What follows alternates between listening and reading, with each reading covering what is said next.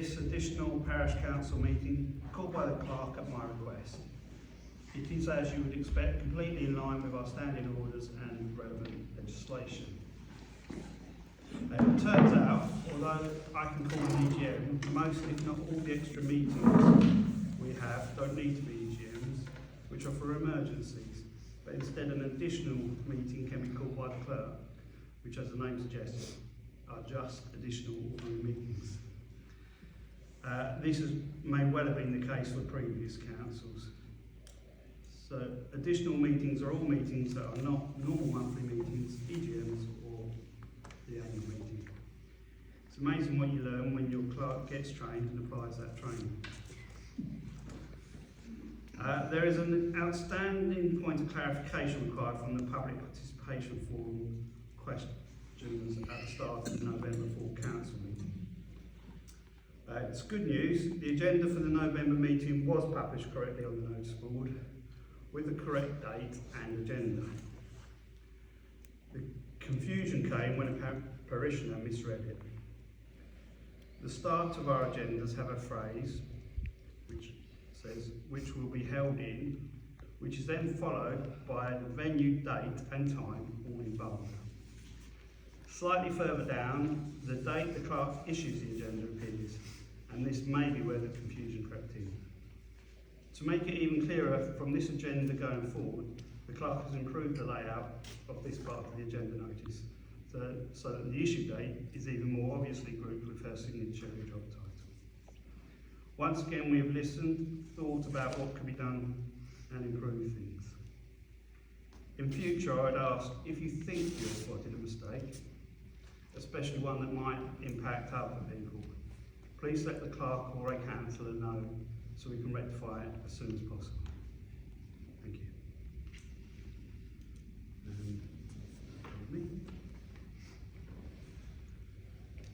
Next we have our public participation. You're all regulars, so I won't spend a long time. The unit will allow at least up to 15 minutes for members of the public to make representations, to ask questions and give evidence. It turns out this is an optional part of our meeting, but it's considered best practice, so that's why we do it. So, has anyone got a question? Yeah. Despite what you said, I still believe that this meeting should have been an extraordinary meeting convened by the chair, and I am actually seeking advice about that. That's just a statement. Fine. My main point, however, is about standing orders, that they have rules for debate, but no real debate was taken before the public over the village green and the sublease. Transparency means that debate should be in front of the public. I acknowledge the need for the clubs to have a secure base, but that can be achieved in several ways. A, you have explored a sublease over the whole area. B, you have yet to explore the pros and cons of a sublease over the pitches and over the area of the pavilion. You've not debated that. C, and this is the big one, and the one that I personally would support. The current sublease is virtually the same as giving up the head lease. So why not do it? Give it up. Let William give a head lease direct to the clubs or the charity instead of tying the council in for 85 years with no power at all. Please debate it. The land is public amenity land, so residents would never lose the right to walk and use the area for recreation. It is a protected space in the draft local plan, and I hope will become a local green space, so protecting the area further. In fact, if it does, there will never be building on it, unless it is with a pavilion, which would be associated with recreation. Councillors, please don't be led in one direction. Use your abilities to consider different solutions, as this is being driven forward by two councillors who have not asked you to look at anything else, but to tie the charity and PC together for 85 years. It will continue to cause dissent and anger, where a simpler, clean break may be better, and finally give the village some peace. Grounds for giving up a lease or an area can be on cost, and the time spent looking after it, the very things that you have already identified. Could the clerk please consider pros and cons of giving up the headpiece for you all to consider and then to debate it in front of the whole public? Anyone else? Just an observation. I noticed you got another £3,000 for legal fees in the budget, on the agenda here. Bear in mind, I think it was about 6,000 that you approved, so that's gone up by 50%. Now, on the basis you've got 3 quotes in, either the brief must have been particularly incorrect, or something's happened there that we're not aware of. You know, was it a fixed price that you got out of your lawyers? Because obviously a 50% increase, I mean, let's be honest, and not you guys necessarily, but this parish council has not been great in the past, it's not got a great track record for financial management, you know, when it comes to going over budgets and what have you. So it'd be nice to have some parity on that.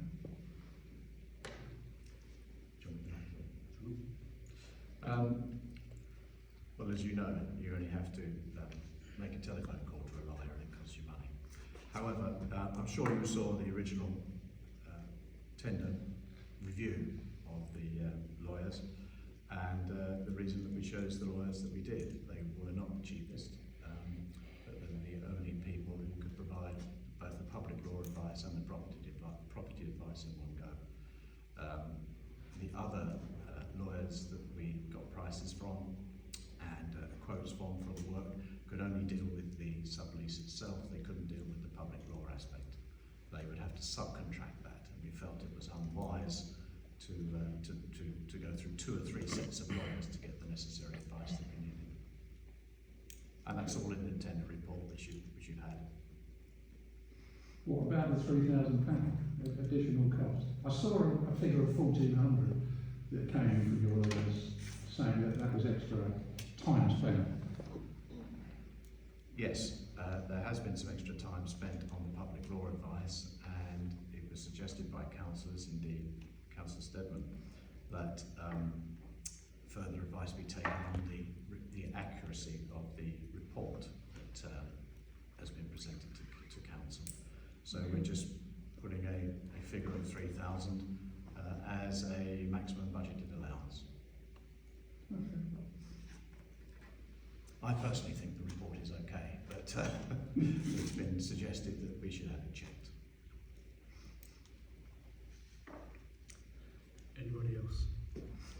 I'm just interested why you have to have a meeting tonight to decide the £3,000, why it couldn't wait until next week. Because there are various things coming forward, and with time scales, we thought it was best to get moving. Yeah, also there's a motion to publish the notice of disposal, and we wanted to hit the press dates. So that's one of the reasons. We would have missed the press dates.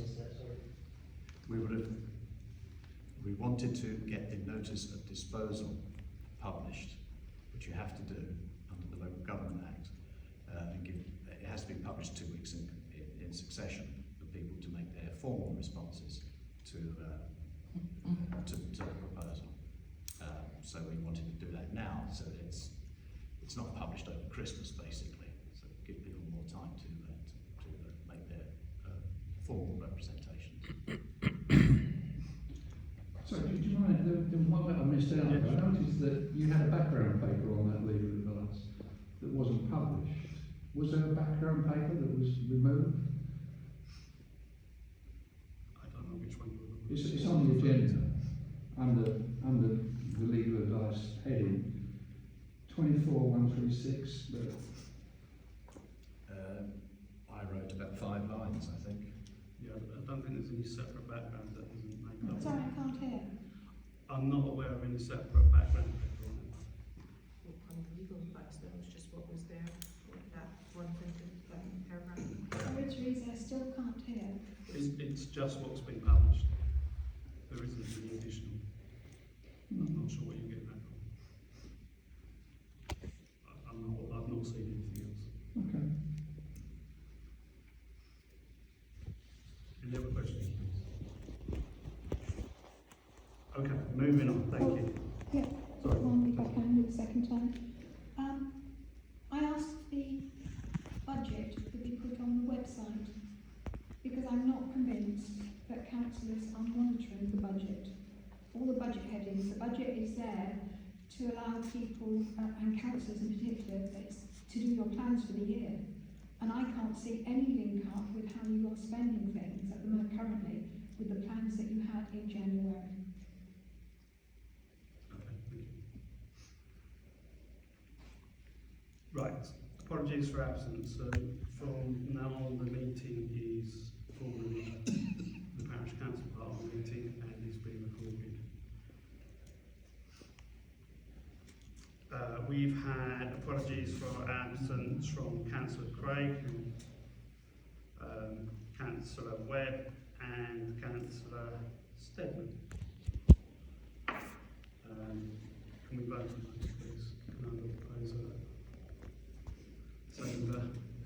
all those in favour? Yes. Yep, sorry. That was everyone. Declarations of interest go around the table. As can I start with you, Denise? No, nothing from me. No. No. No, no pecuniary. Okay. I have non-pecuniary interests. I am trustee of the HBO Sports and Community Club. I am chair of the HBO Youth Football Club. I'm a committee member of the HBO Cricket Club, and I'm secretary of the HBO Young Food Club. And that's it. Anything to do with the village group, which I think is nice. Okay, the next two items I'm going to leave the room for and ask Keith to chair. I'll turn that to you. Thank you.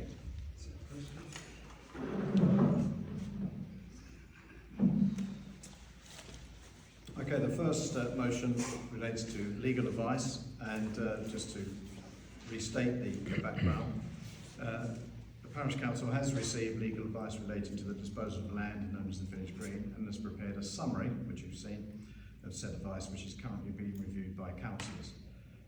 It's been suggested, as I mentioned earlier, by councillors that further legal advice is obtained to review the assumptions made, to make sure they're correct, and to ensure that the disposal complies with the appropriate legislation. So this motion is simply to budget for this expenditure and to seek such developing advice that is necessary. The motion says this council resolves to allocate an additional budget of up to £3,000 to procure further legal advice regarding the disposal of land known as the Village Green, and to allow for a further review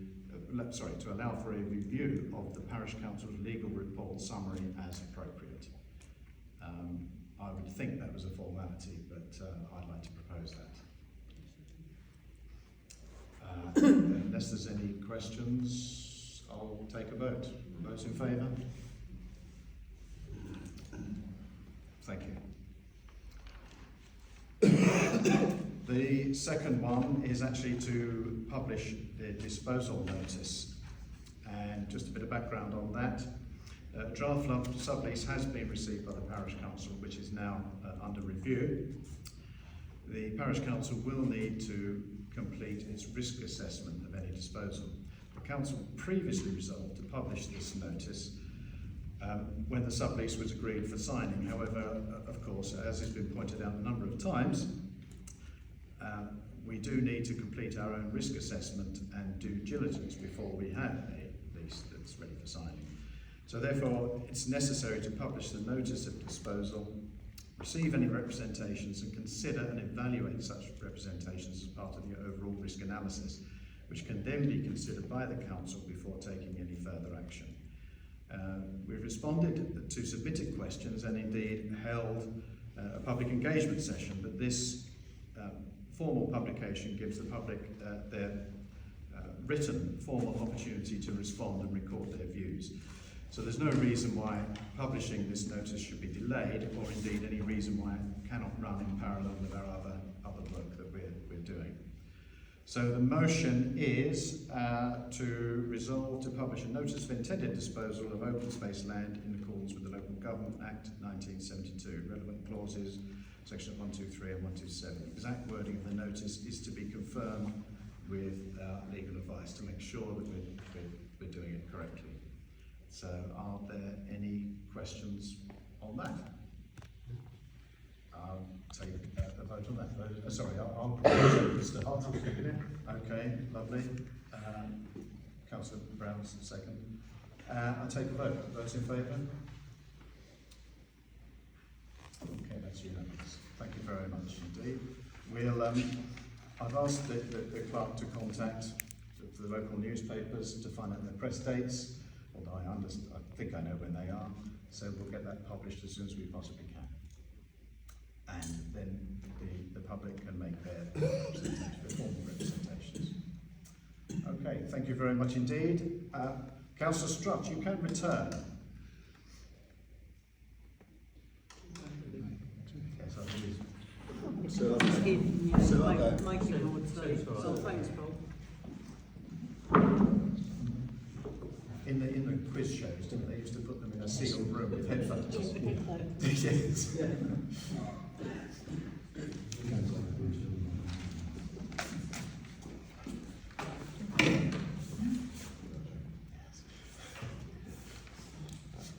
Cheers, I hope you get better.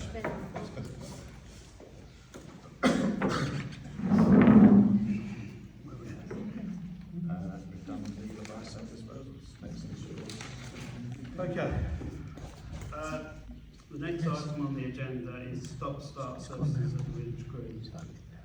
The idea is that no cost to the council, the HBO Youth Football Club proposes to lay some chippings on either side of the field gate at the north-east corner of the green, as well as in front of the containers, to create a suitable surface where vehicles accessing the green for maintenance purposes are required to stop. This particularly applies at this time of year to making sure that the portal is empty through the winter. Once you're going, it's not too bad, but if you stop when it's well underneath, you may well not be going again. Any questions, comments? I would abstain on this. Can I have a proposer and a seconder? I've got no. So, I'll second by all means. Can we have a show of hands, please? Okay. Thank you, carried unanimously. It's really. He went just before that motion.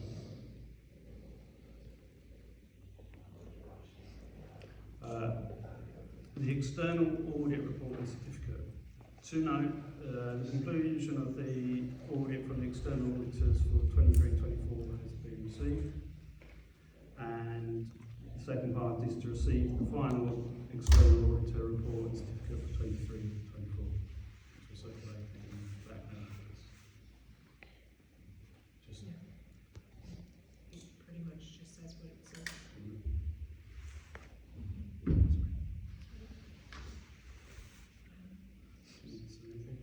It just says that they've completed their review and discharged their responsibilities under the Local Audit and Accountability Act at the end of the year, 31st of March, and that there were no other matters affecting their opinion, and that they didn't have any cause for concern that the relevant legislation or regulatory requirements have not been met.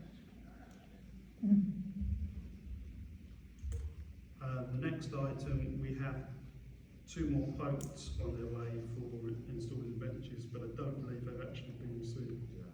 So I propose that we defer this item. Policies to review and adopt. We have a data retention and disposal policy. Has anyone got anything they want to raise about that? The only change was that it was added agendas. So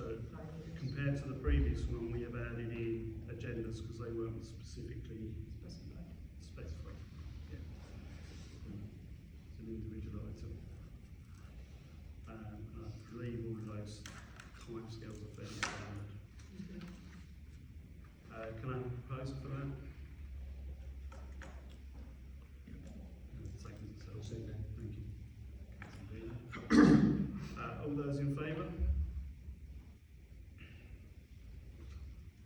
To review the recording policy, we had some questions submitted about that, which we, Teresa has looked at. Are you happy to discuss that? Or do you want to remember?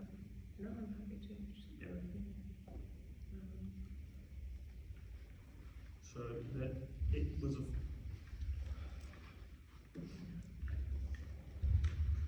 Yeah, so we had some questions. Question one was about requiring permission to record.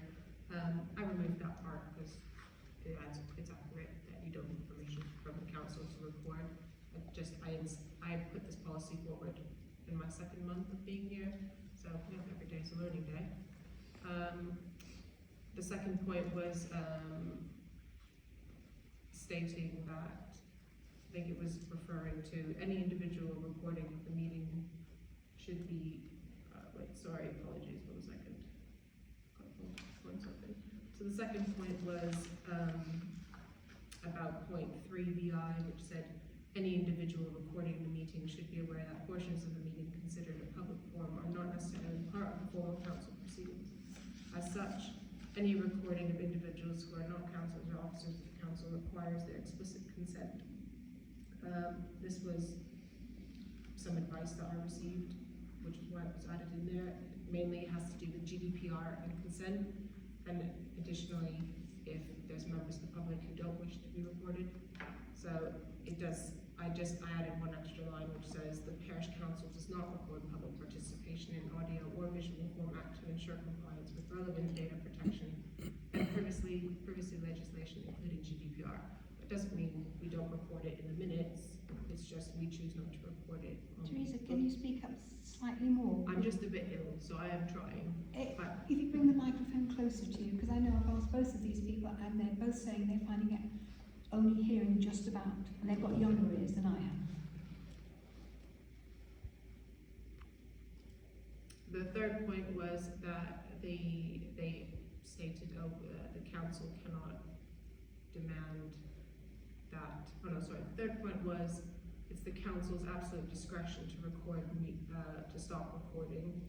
The point on that was it says that it's the chairman's discretion to stop or suspend the recording is often included in policies to balance the public's right to observe and record with the effective running of the meeting. That is why it explicitly states in the actual recording policy that it is the chairman's absolute discretion in their reasonable opinion continuing to do so with prejudice proceedings of the meeting, or if the person recording is in breach of these rules. So in the event that someone is being very disruptive or starts recording someone who doesn't want to be recorded, the chairman can ask you to stop recording. The requirement for overt recording was the fourth point, which was stating that there is no legal requirement for recordings to be overt. Nothing in the policy states that it is a legal requirement. It just says that the council requests that the recordings are overt, and this is not a demand, it's just a request to protect the privacy of members of the public who might not want to be recorded. The final point was the council voting to prohibit public recording, that such a vote would be unlawful and unenforceable. So the PC have not voted to prohibit others from recording the meeting, including public participation, but we have voted to not include public participation, which we are allowed to do. And that's all the points. Thank you. Anything councillors want to raise in addition to what's been raised already? No. I'm happy with those amendments, or the amendment. Can I have a proposal, please? Councillor Hunt and Councillor Brown.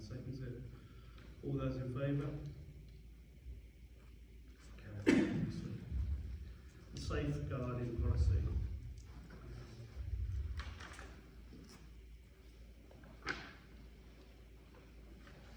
Has anyone got anything they need to add, change? Yes. No? The only addition was just to add an email for the local authority designated officer, which wasn't previously in there, so that was all I added. Yeah, and all the policies have had the correct contact details, top and tail on the policy as they've gone along. Okay, can I have a proposer? Councillor Hunt, seconder? Councillor Bean? Can I have a show of hands, please, all those in favour? Carried unanimous. To review the tree policy, and there's been a couple of changes made since the first one was sent out to the public. Do you want me to read through them? Have you got the actual Of new wording? everything? No, the changes. Not very clearly. So if you go to the, so in part one, in the draft that was circulated, it had removed, we've changed it so that we are only permitted to remove dangerous and damaged leaves. And so it now reads, where appropriate, we remove dangerous trees and dangerous leaves, I should say, dangerous trees and dangerous leaves. And damaged ones. No, dangerous leaves. Dangerous leaves and dangerous trees.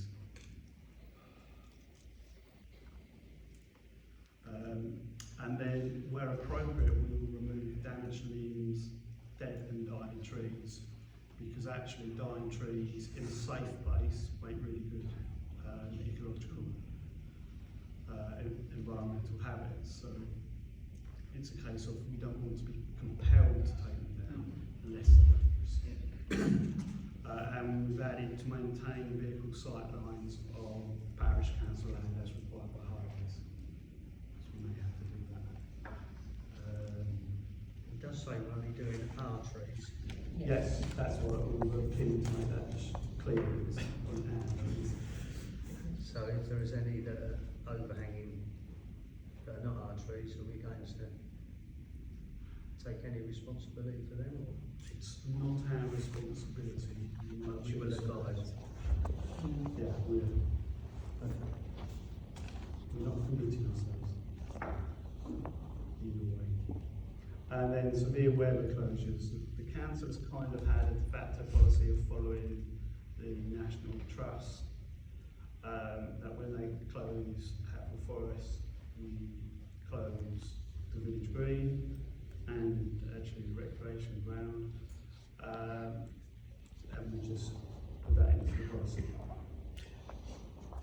Yeah. So, you want to speak on this one? No, just a quick one on that. I mean, there may be a situation, however unlikely, but if somebody doesn't catch the fact that the forest has closed and then we don't close ours by having it in our policy, we are actually breaking our policy. So that I would like to say that we should add something like we should consider to close our green. I just wouldn't want our policy to say something which perhaps we couldn't achieve. That's my, so however you want to amend that. The forest can't achieve it because people go in anyway. Yes, I know. Yes. It's a matter of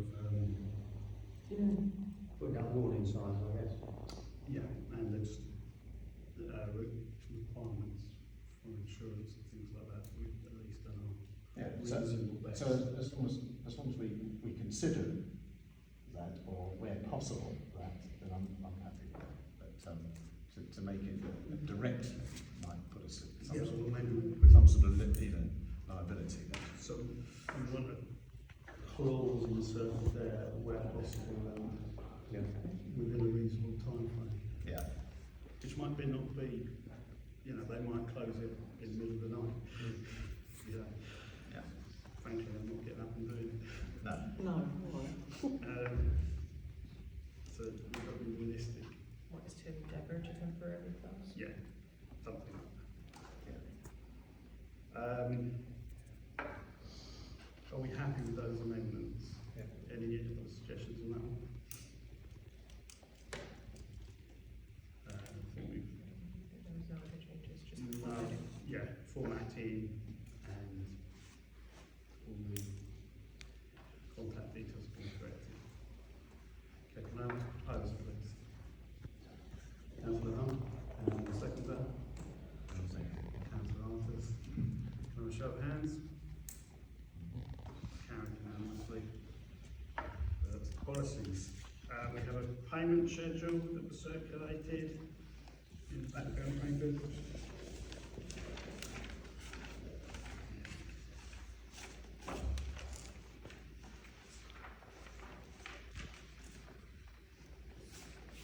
So we have gross amounts of 3,816 to Birkins solicitors,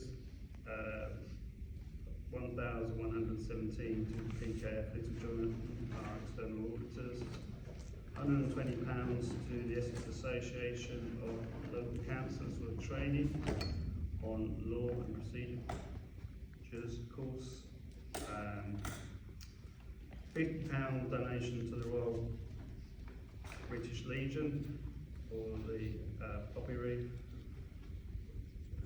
commemorations, and then £5 to the Association of Local Councils annual subscription fee. I believe it's gone down. It was £10 last year, or the year before. Can I have a proposer? Or are there any questions about any of those first?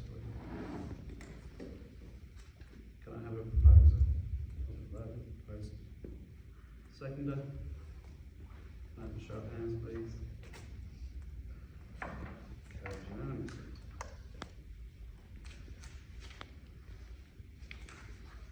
Any items on the next agenda other than we're carrying forward the benches? Anyone wants to put anything on there?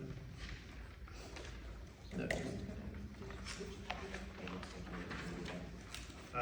That, is there anything else on the flat? Yeah, there were two more added, sorry. There are two more payments. That was the updated one. Sorry. So we'll vote for the two additional payments separately. We have the virtual landline at £8.75, which is now paid directly, so I don't know. That's just on one. Excuse myself.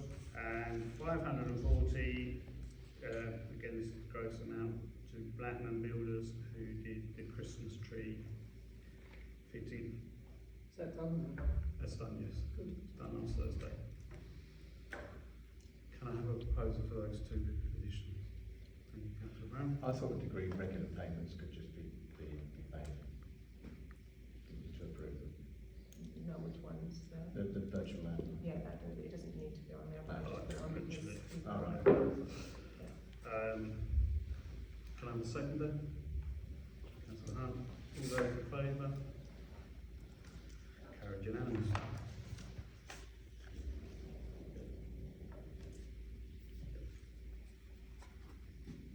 Okay, for the date of the next meeting, it's a full council meeting, scheduled to take place Tuesday the 10th December 2024 at 8 p.m. in the school hall. Closing the meeting at 9:04.